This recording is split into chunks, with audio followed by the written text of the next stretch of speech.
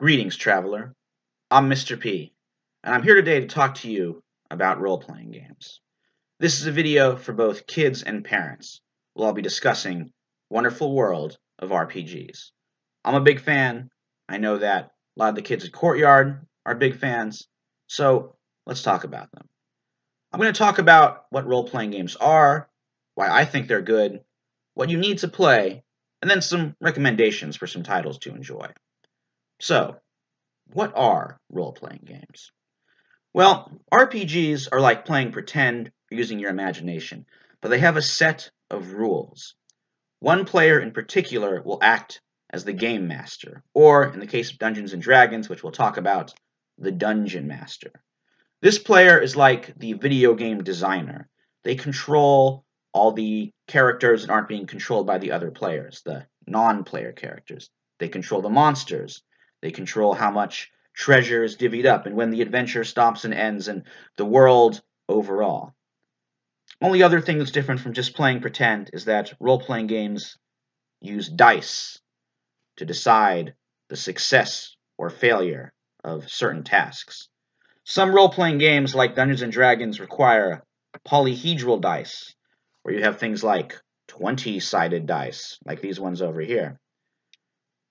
And while these can be kind of difficult to come by if you can't make it to a game store, there are a whole bunch of freely available digital dice rolling apps you can get to simulate rolling these things.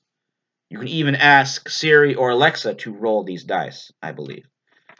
Additionally, some games use the Powered by the Apocalypse system, and I'll talk about that. Those games only need 2 6-sided dice. These are some fancy ones. This one glows in the dark. But you can find 6-sided dice pretty much any board game. They're just your standard dice. Here's a more normal, boring, but very serviceable 6-sided dice. So, why are role-playing games good? Why do I like them so much? I would say 3 main reasons. Firstly, role-playing games require human contact. These aren't video games where it's just you and a Xbox 4. I'm not sure what the Xbox number is on right now. But it's you and other people. It requires that human connection in order to play.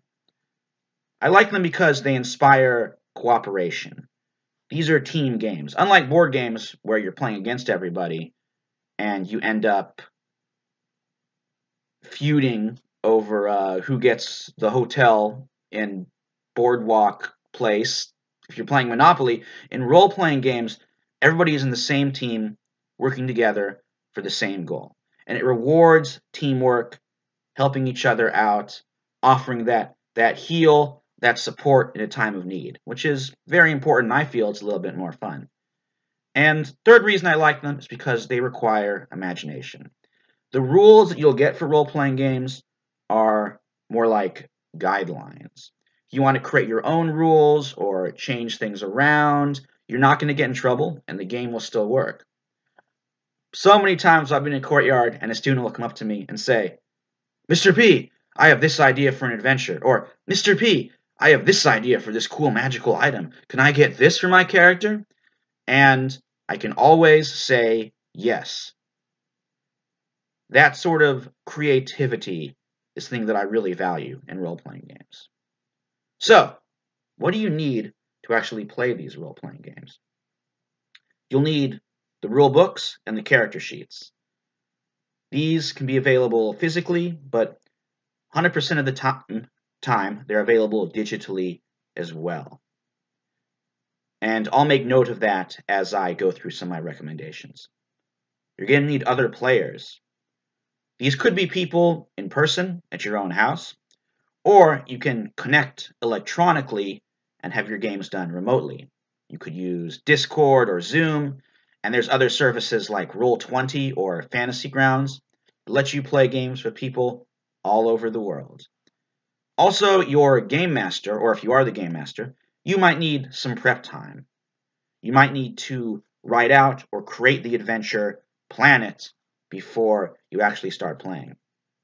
But some game masters just enjoy improv. They'll just create the basics, throw the players down, and see what happens. There's also a whole bunch of great pre-written adventures you can download and enjoy. So, what role-playing games should you enjoy? Before I get started with this, I just want to say, especially to parents, read through these games and make the judgment yourself. And if you're a kid, get your parents' permission before you play. So, the grandfather of all role-playing games, the most famous of all, is of course Dungeons and Dragons. It goes way back. It was probably the one that invented the entire genre of role-playing games. Right now, Dungeons and Dragons is in its 5th edition. I would say it's a little bit complicated.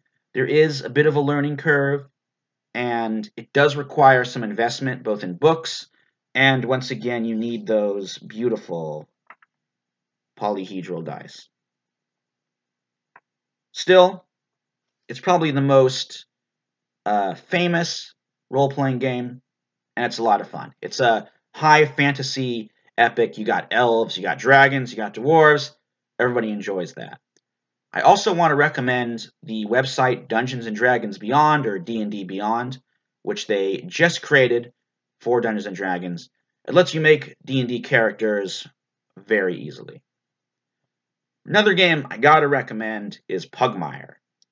Pugmire uses the same system of Dungeons & Dragons. It's got the same kind of dice, same rules, same learning curve, but with dogs.